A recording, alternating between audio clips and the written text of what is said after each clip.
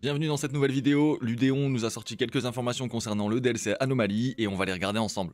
Petit disclaimer, l'annonce qui suit contient des spoilers, toute personne qui souhaiterait se garder la découverte du DLC est invitée à laisser tourner cette vidéo sans la regarder, merci de votre compréhension. Également, cette vidéo est essentiellement un travail de traduction, si vous souhaitez avoir les réactions de Cube et moi à la découverte de cette annonce, le live en question est toujours disponible sur ma chaîne. Puisqu'on parle de traduction, la traduction du DLC n'étant pas encore sortie, il est fort probable que j'utilise des termes qui changeront une fois le DLC en main. Merci de votre compréhension encore une fois. J'en profite d'ailleurs pour dire merci à tous nos traducteurs parce qu'ils font vraiment un travail de zinzin, donc merci à vous les gars.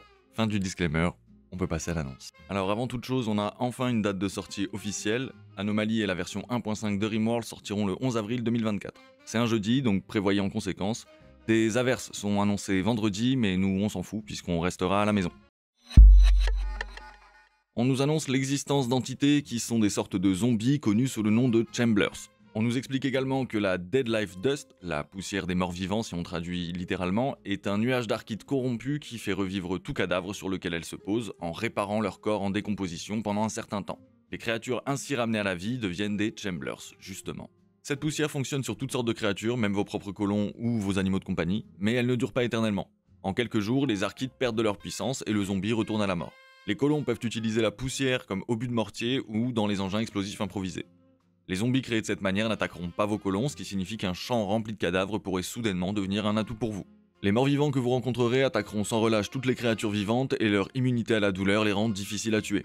Cependant, ça pourrait s'avérer utile car en capturer un vivant vous permettra de passer à la phase 2 qu'on abordera plus tard, le confinement. Plus difficile à capturer, le revenant est un chasseur humain qui se rend invisible de manière psychique et qui alterne entre la chasse aux colons et l'hibernation. L'inspiration pour cette menace viendrait d'un vieux conte à propos d'un spectre maléfique qui hante un village et arrache chaque nuit l'âme d'une victime de son corps. Il laisserait derrière lui le corps vide, gardant l'âme esclave dans son propre personnel. Les revenants donc peuvent utiliser leur influence psychique pour devenir invisibles et pénétrer dans votre colonie sans être vus. Une fois qu'ils ont attrapé un colon, ils peuvent l'hypnotiser et les laisser dans un cauchemar sans fin, à la manière du conte cité juste avant. Le revenant reviendra encore et encore avec le temps, hypnotisant vos colons un par un, jusqu'à ce qu'on l'en empêche. Il existe évidemment des moyens de traquer le revenant. Si vous le blessez, la créature peut laisser derrière elle des morceaux de chair que vous pourrez étudier pour parfaire votre science de la traque. Il peut également être détecté par des alarmes de proximité et son invisibilité peut être perturbée lorsqu'il est touché par des engins explosifs improvisés, des explosions, de la mousse inifugée, du feu ou des fusées éclairantes faites de bioférite, nouveaux matériaux dont on parlera juste après. Après chaque attaque hypnotique, le revenant aura besoin de dormir. Profitez de cette opportunité pour vous équiper et trouver son repère. Quelqu'un est infesté, quelqu'un n'est pas ce qu'il semble être. Les Metallorors sont des créatures parasitaires qui contrôlent leurs hôtes en infiltrant leur système nerveux. Ils imitent à la quasi-perfection le comportement de leurs hôtes, les manipulant pour trouver des occasions d'infester secrètement d'autres colons et répéter le cycle. Alors qu'ils se multiplient et grandissent chez vos colons, ils perdent des tissus gris charnus, des restes liquéfiés de leurs victimes. Si vous trouvez ce tissu dans votre base, il faut s'inquiéter. Évidemment, plusieurs façons d'identifier les infestés. Analysez la chair grise que vous découvrez pour identifier l'hôte du Metalloror, puis effectuez des tests chirurgicaux sur vos colons. Mais pouvez-vous faire confiance à vos médecins ?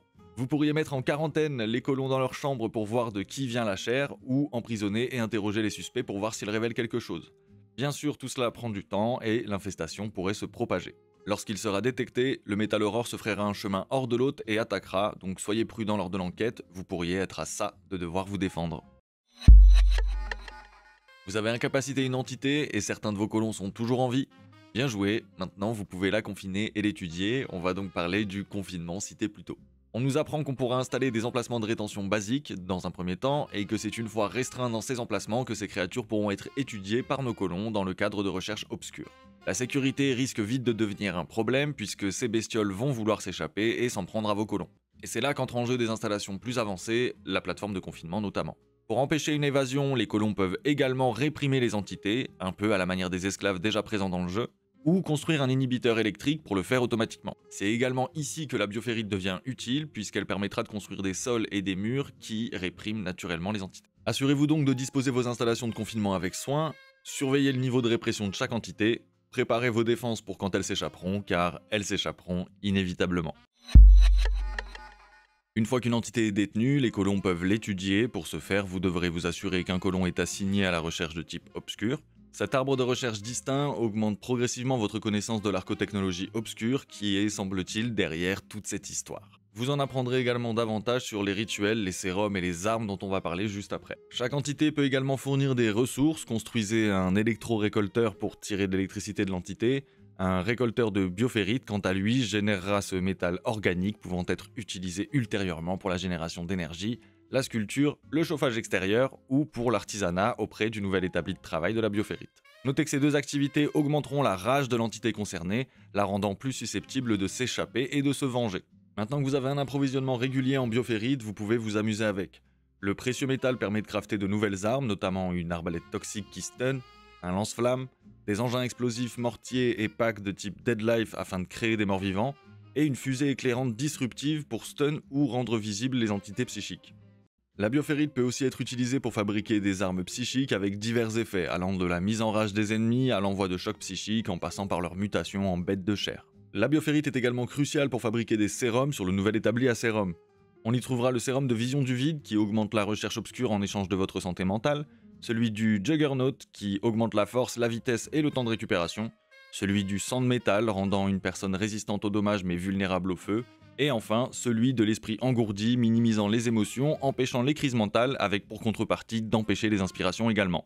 Enfin, en utilisant la bioférite, les humains peuvent subir une opération chirurgicale irréversible afin d'être changés en ghouls.